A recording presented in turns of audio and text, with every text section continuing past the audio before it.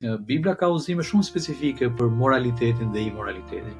Dhe nëse unë jam antar i një grupi, edhe shkoj atje, edhe ndërkohë jetoj një jetë imorale, por pretendoj që jam ndjekës i Jezusit, është detyra e këtij grupit më të rreqë vëmendjen, thotë, shiko, ne grupi jon nuk në përputhje me mësimet e Biblës, nuk është shumë rehat që të lërë ty që të vazhdosh të jetosh sikur je ungjillor, por ndërkohë je duke jetuar një jetë imorale.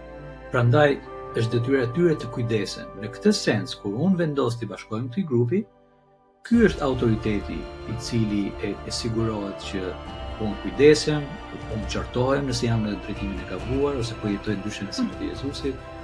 Dhe gjithashtu ky është komuniteti kur ne mblidhemi bashkë dhe vendosim të bëjmë bashkë kësaj gjëra si komunitet. Duam të ndërtojmë shoqërinë, duam të kujdesim për fëmijët, duam të ndërtojmë shkolla, duam të ndërtojmë spitale.